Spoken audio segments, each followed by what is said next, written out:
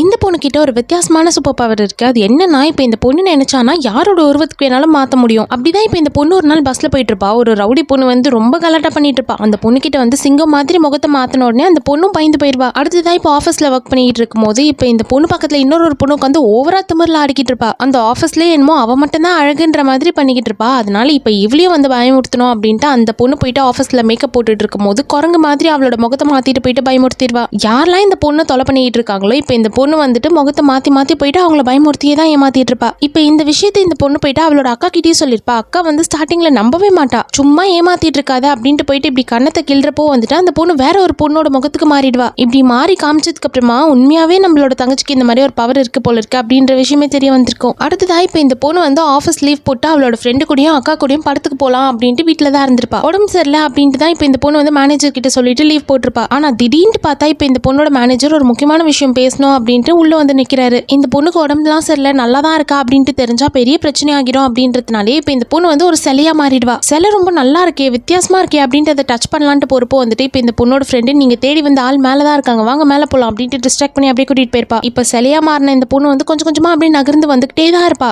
இவர் மறுபடியும் இப்படி திரும்பி பாக்குறப்போ இந்த சிலை முன்னாடி பாக்குறப்போ இங்கே இல்லையே அப்படின்ட்டு லைட்டா கன்ஃபியூஸ் தான் ஆவாரு. மறுபடியும் நடந்து போயிட்டே இருக்கும்போது இந்த பொண்ணு எப்படியாச்சும் தப்பிச்சு ஓடிடலான்ட்டு பார்த்தா இப்ப அவ வந்து தடுக்கி கீழே விழுந்துருவா. சத்தம் கேட்டு இப்ப இவர் திரும்பும் போது வந்து அந்த பொண்ணு சிலையா இருந்தால இப்போ வந்து போட்டோ ஃப்ரேமா மாறிடுவா. போட்டோ ஃப்ரேம் நான் இப்ப பார்க்கும்போது இங்க இல்லவே இல்லை, காலியா தான் இருந்துச்சு அப்படின்னு கேட்கிறப்போ இல்லையே, போட்டோ ஃப்ரேம் இங்க தான் இருந்துச்சு, நான் தான் இப்ப கொண்டு வந்து வச்சேன் அப்படின்ட்டு அந்த பொண்ணோட அக்கா வந்து அப்படி மாத்தி சொல்லிடுவாங்க.